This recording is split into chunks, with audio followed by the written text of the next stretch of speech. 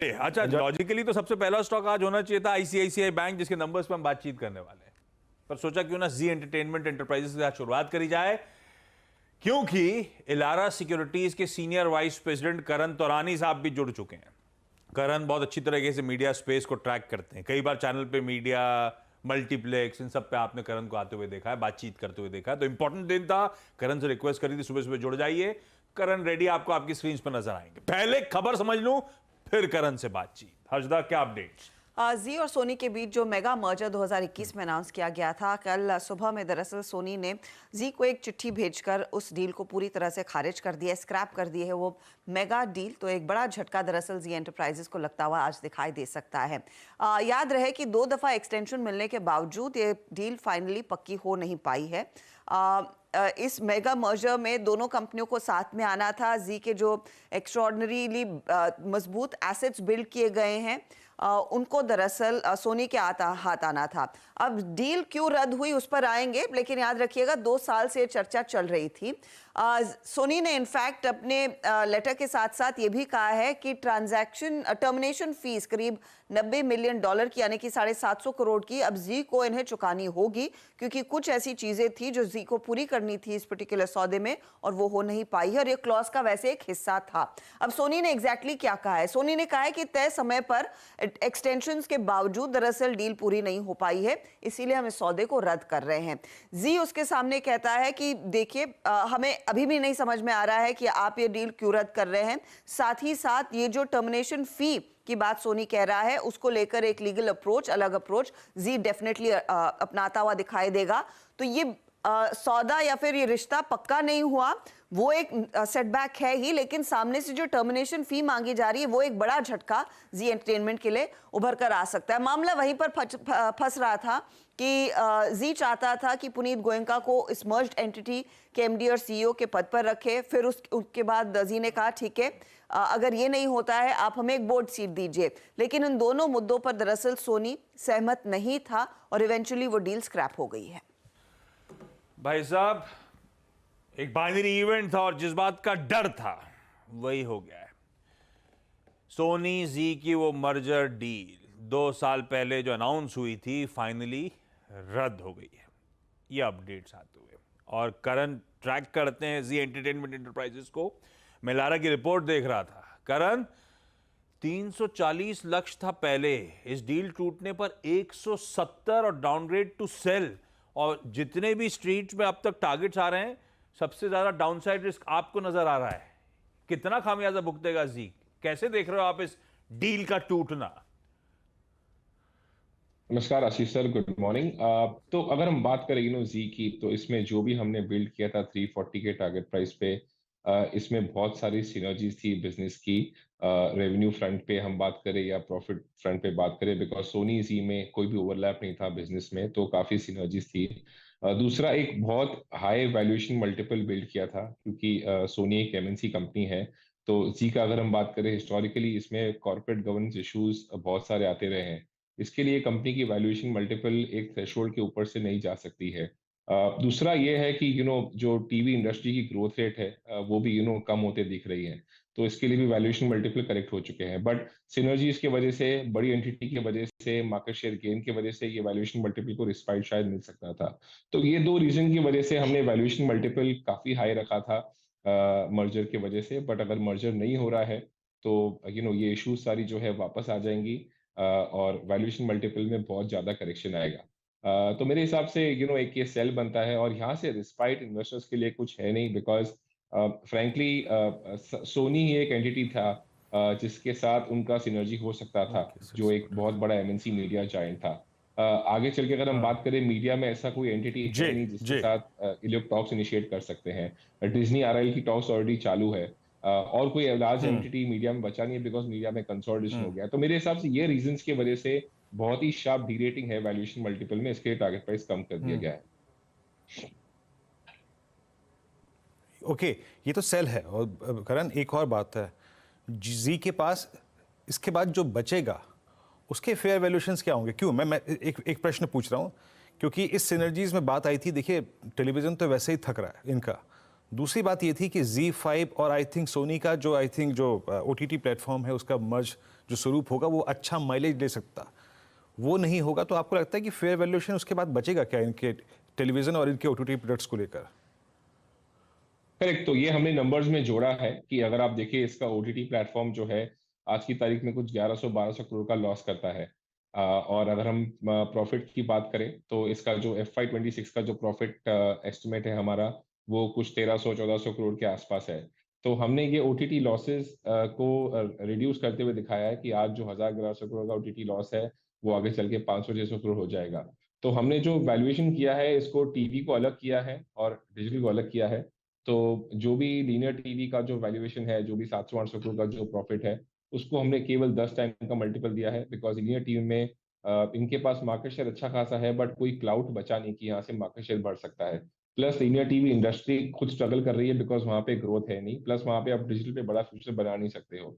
तो उसकी वजह से मल्टीपल्स इसमें बहुत ही कन्वर्ज रखे हैं। जो हमने कहानी सोची थी कि सोनी के मर्जर होने के बाद इनका मार्केट शेयर लीनियर टीवी में भी बढ़ेगा, वो कहानी हमने नजर आती है। तो मेरे हिसाब से इसके लिए यहाँ पे मल्टीपल हमने 10 टाइम दिया है कोर ब्रॉडकास्टिंग को, जबकि हमने जो ओटीटी बिजनेस है उसमें हमने 2 से 2.5 टाइम ईवी सेल्स का मल्टीपल देके उसको ओटीटी वैल्यूएशन को सेपरेटली लिया है। बट ये सब करने के बाद भी ये 170 रुपीज का हमको जो टारगेट प्राइस आता है वो ही मिलता है। आगे चल के अगर कोई फाइनेंशियल पार्टनर या स्ट्रेटेजिक पार्टनर से बात इनकी होती है या कोई कंपनी में इन्वेस्ट करने के लिए आता है, तो वैल्यूएशन मल्टीपल को थोड़ा रिस्पाइट मिल सकता है। ये जो 10 टाइम का मल्टीपल है, मे बी ये 12-14 हो सकता है। पर जो हमने अज्यूम किया था कि सोनी की वजह से ये मल्टीपल 18-20 टाइम हो जाएगा, वो कभी भी नहीं आएगा। तो मेरे ख्याल से ये एक बहुत बड़ा कंसर्न है medium to long term basis पे ये स्टॉक के लिए। बड़ा धक्का है भाई साहब। $10 बिलियन की ये डील टूटती हुई। 170 के लक्ष्य हैं और करण की वजह से रिपोर्ट एंड में जाते हैं तो मेंशन जरूर करती है possibility of any other strategic और financial partner buying majority stake in Zee could provide respite. और तमाम अटकने जब से डील टूटी है कारण वैसे लगने लगी हैं, पर आपने स्पेसिफिकली मेंशन करा इंडस्ट्री में तो अब कोई ऐसा बचा नहीं है जिनके साथ हाथ मिलाया जा सके। तो देखते हैं कैसे प्ले आउट होता है, लेकिन आज पेनफुल सेशन हो सकता है जी एंटरटेनमेंट के लिए। करण, थैंक यू सो मच जुड़ने के लिए। टेक्निकली इस पे व्यू जब लूंगा जब एक बार दबाव आ जाए, थमे कहीं पे जाके, तब एक्सपर्ट जानेंगे कुछ करना है नहीं करना है, अभी छोड़ देते हैं। लेकिन अब इंपॉर्टेंट नंबर्स, और सबसे पहले 2 निफ्टी के नंबर्स पे बातचीत करनी। आईसीआईसीआई बैंक और सिप्ला। पहले चलते हैं आईसीआईसीआई बैंक के लिए, और बहेती साहब आप चार्ट रेडी रखना आईसीआईसीआई बैंक का। हर्षदा, नंबर्स कैसे लगे? यहाँ पर ब्याज से आए प्रॉफिटेबिलिटी के आंकड़े उम्मीद से काफ़ी बेहतर है। आशीष, मुनाफा देखिए, जो एक्सपेक्टेशन था 9,513 करोड़ का, उसके सामने 10,272 करोड़ पर आया है। 24% ईयर ऑन ईयर ग्रोथ है, क्वार्टर ऑन क्वार्टर फ्लैट है। ब्याज से आए भी उम्मीद से काफ़ी बेहतर आई है, 13.5% ग्रोथ दिखाकर 18,680 करोड़ के आसपास से आंकड़ा आता हुआ दिखाई दिया है। लेकिन यहाँ पर नेट इंटरेस्ट मार्जिन में दबाव देखने को मिला है, 4.61% से घटकर 4.52% पर आए हैं, 5 क्वार्टर लो पर है। एसेट क्वालिटी के लिहाज से सिचुएशन थोड़ी सी बेहतर है। ग्रॉस एनपी आप देखेंगे 2.3% पर आए, नेट एनपीए में हल्का सा इजाफा है, लेकिन ये 9 ईयर लोस पर in fact asset quality gross NPS के नंबर हैं, जो अच्छी स्थिति है। स्लिपेजेस में कुछ इजाफा हुआ है, 22% बढ़े हैं। लार्जली स्लिपेजेस रिटेल और रूरल साइड पर आते हुए दिखाई दिए हैं। लेकिन अगर आप ध्यान दें कि कासा को लेकर कंपनी ने क्या कहा है, लोएस्ट कासा है 10 सालों में, 39.63% के आसपास ये आंकड़ा आया। डिपॉजिट ग्रोथ बढ़ी है करीब 18% ईयर ऑन ईयर, एडवांसेस बढ़े हैं 18% ईयर ऑन ईयर। कंपनी कह रही है कि FY24 में मार्जिन्स जो रहेंगे वो FY23 के आसपास ही रहेंगे। Q4 में मार्जिन्स में कुछ और दबाव बन सकता है, ये पहले ही वार्निंग आ चुकी है। ओके, आईसीआईसीआई बैंक ठीक है, रिस्पाइट है, एडीआर 2.5% ऊपर भी था तो एक क्यूओ है, लेकिन एडीआर 1% ऑलरेडी आईसीआईसीआई बैंक की सैटरडे की तेजी भी डाइजेस्ट कर रहा था, पर फिर भी हरे में खुलेगा। इफ्स एंड बट्स हैं, पिछले कई सारे बख्शी साहब के जो डिलीवर्ड क्वार्टर्स थे वैसा नहीं, लेकिन हाँ रिस्पाइट जरूर है। नंबर्स में थोड़े से मिक्स्ड हैं क्योंकि एनआईएम्स कॉन्ट्रैक्ट हुआ और सीक्वेंशली थोड़ा सा मोमेंटम ठंडा था। पर बहेती साहब क्या करोगे आप? आपने एक्सिस पे दाव लगाने की बात करी है नंबर्स से पहले, आईसीआईसीआई कैसा प्लेस नजर आता है? आशीष जी, आईसीआईसीआई का चार्ट काफी अच्छा लग रहा है और जिस हिसाब से 1000 जो इसका एक रेजिस्टेंस एरिया है उसके बियॉन्ड इसने लास्ट सैटरडे को सेशन में जो है क्लोज देने में सफल रहा है। मुझे लग रहा है वेल प्लेस्ड है ये, इसमें एक अच्छा मूव यहाँ से देखने मिल सकता है। तो 1030 एंड 1045 के टारगेट्स इसमें देखने मिल सकते हैं। तो खरीदारी की सलाह रहेगी, जो स्टॉप लॉस इसमें मेंटेन करना है तो 990 का एक एसएल मेंटेन करें। आईसीआईसीआई बैंक, बहेती साहब ने कई बार राइड करवाया पिछले कुछ दिनों में। 1000 के पहले वो नर्वस 90s की बात भी छेड़ी थी, उसके बाद 1000 ब्रीच भी करा स्टॉक ने, और अब नंबर्स अच्छे हैं। तो हमने बहुत बढ़िया आईसीआईसीआई बैंक के पिछले कुछ दिनों में मूव्स को राइड किया हुआ है ऑलरेडी, और ये आज के लिए सलाह। सिप्ला पे टेक्निकली कॉल की जरूरत नहीं है। सतपुते साहब का आज का प्रेफर्ड पिक है, उसे रिकैप कर दूंगा, लेकिन नंबर्स सिप्ला के 25 को आने थे, आ गए कल।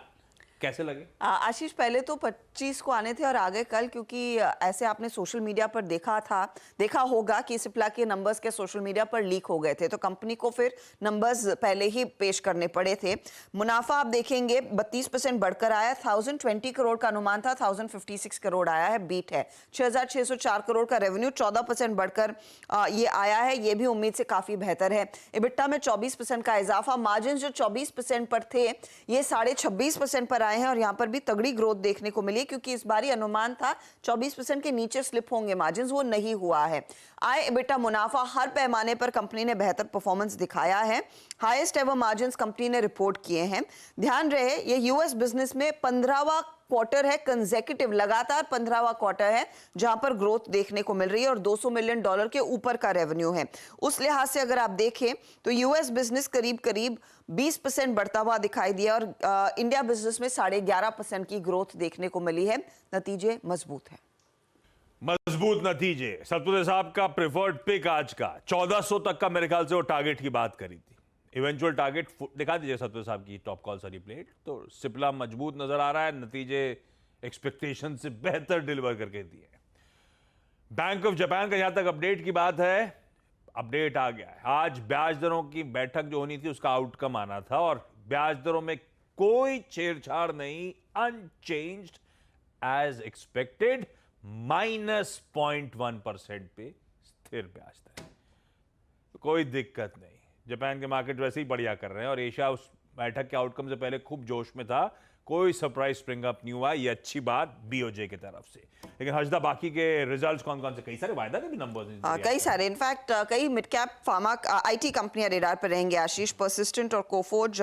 पर्सिस्टेंट के केस में 272 करोड़ के अनुमान के सामने 286 करोड़ का प्रॉफिट है, 8% की ग्रोथ है। डॉलर रेवेन्यू करीब 3% बढ़कर आया है, उम्मीद से बेहतर नंबर देखने को मिला है।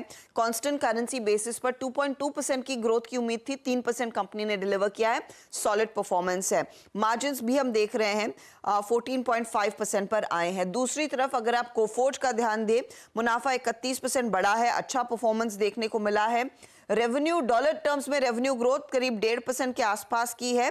कांस्टेंट करेंसी बेसिस पर 1.8% का इजाफा देखने को मिल रहा है। साथ ही साथ आप ध्यान दीजिएगा, इनके मार्जिन्स भी 13.5% पर है, तो मार्जिन बढ़ के आए हैं। कंपनी ने कहा है कि जो कांस्टेंट करेंसी का जो रेवेन्यू ग्रोथ गाइडेंस है 13 to 16% का, वो बरकरार रख रहे हैं, उसमें कोई बदलाव नहीं किया जाएगा। 7 नए क्लाइंट्स कंपनी ने जोड़े हैं, और $300 मिलियन प्लस की डील्स ये साइन कर पाए हैं इस क्वार्टर में भी, तो दोनों ही नंबर्स अच्छे हैं। इसके अलावा आप ध्यान दीजिएगा, कोलगेट पर मुनाफा 36% बढ़ा है, उम्मीद से बेहतर है। रेवेन्यू 8% बढ़कर आया, उम्मीद से बेहतर। एबिटा में 29% की ग्रोथ देखने को मिली है, ये भी उम्मीद से बेहतर है, और मार्जिन 33% पर आए हैं, 31.5% का अनुमान था, तो यहां पर भी प्रदर्शन शानदार रहा है। टूथपेस्ट सेगमेंट में डबल डिजिट ग्रोथ कंपनी हासिल कर पाई है, पॉजिटिव वॉल्यूम एक्सपेंशन देखने को मिल रहा है। आप ध्यान दीजिएगा आईडीएफसी फर्स्ट पर भी, क्योंकि ये भी अच्छी तिमाही रही है। मुनाफे में 18% का इजाफा, ये एक हल्का सा मिस है। 789 करोड़ का एक्सपेक्टेशन था, 716 करोड़ डिलीवर किया, 31%, लेकिन ब्याज से आय बढ़ी है, 40 to 87 करोड़ के आसपास ये फिगर आया है, उम्मीद से बेहतर है। मार्जिन्स गौर करें 6.42% पर आए हैं, अच्छा परफॉर्मेंस देखने को मिला है। कासा रेशियो इंप्रूव होकर करीब 46.8% पर आया है। कंपनी के लिए एडवांसेस, डिपॉजिट्स दोनों में ग्रोथ देखने को मिली है। ओबरॉय रियल्टी के केस में नंबर्स इतने कुछ खास अच्छे हैं नहीं, प्रॉफिट में दबाव है, 49% तक की गिरावट देखने को मिली है, 360 करोड़ पर यह मुनाफा आया। रेवेन्यू 35% घटकर आया है, एबिटा पर भी दबाव देखने को मिला है, और मार्जिन्स जो 57% के ऊपर कंपनी एंजॉय कर रही थी उसमें स्लाइड आया 48% तक का। प्री सेल्स वॉल्यूम दरअसल ईयर ऑन ईयर 18% आए हैं, वैल्यू 25% बढ़कर आई है। गोरेगांव में इन्होंने जो प्रोजेक्ट लॉन्च किया था मुंबई में जनवरी में, वहां से 882 करोड़ हाथ लगते हुए दिखाई दिए हैं, वरना नंबर्स वैसे फीके हैं कंपनी के लिए। ये सब इंपॉर्टेंट नंबर्स, इन पर रिएक्ट करना है हमें। Colgate, Oberoi realty, IDFC first, persistent systems वगैरह। हर्षदा, इसके अलावा कोई सिंस या stocks in news? Stocks in news में आशीष, एक तो आप ध्यान रखिएगा इरेडा पर, आरईसी जैसी कंपनियों पर, क्योंकि कल ये प्राण प्रतिष्ठान के बाद प्रधानमंत्री नरेंद्र मोदी ने एक बड़ा ऐलान किया है।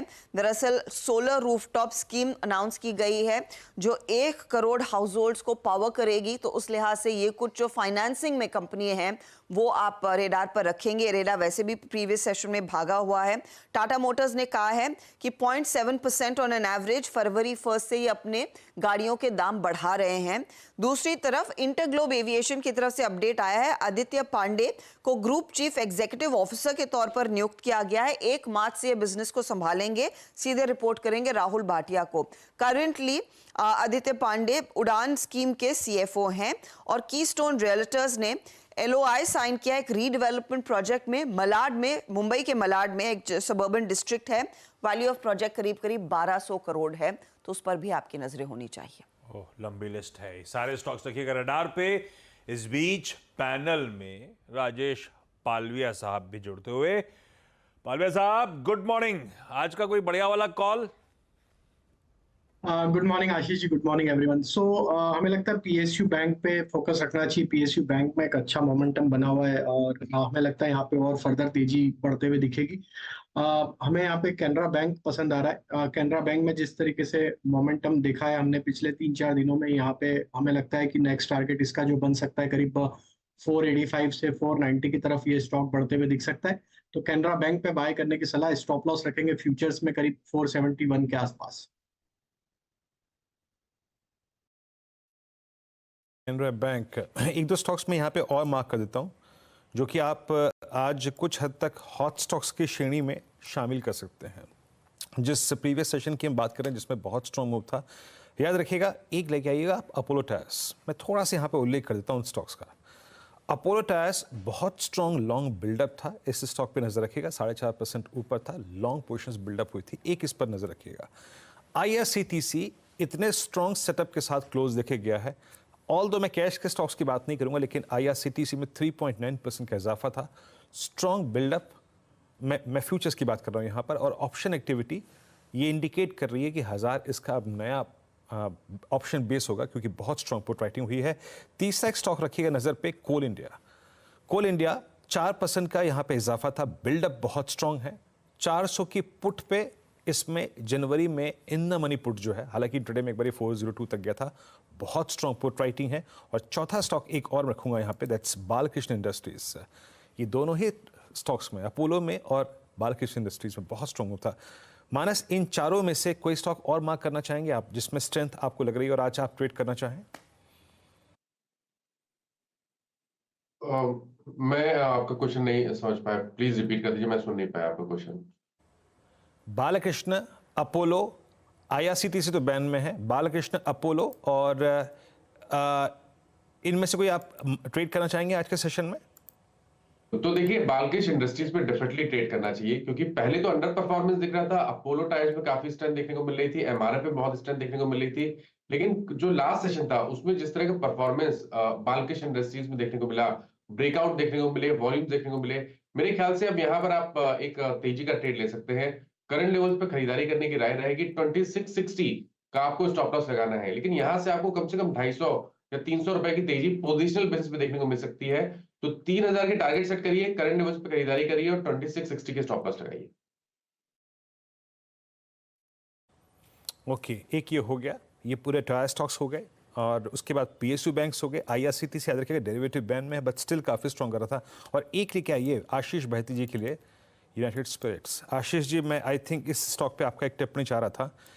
1108 पे क्लोज हुआ, क्लोज बहुत स्ट्रॉन्ग था, बहुत बड़ी कैंडल थी जिसने एक बड़े प्राइस रेंज को कवर कर लिया। बहुत संक्षेप में आज के लिए टेक इस पर।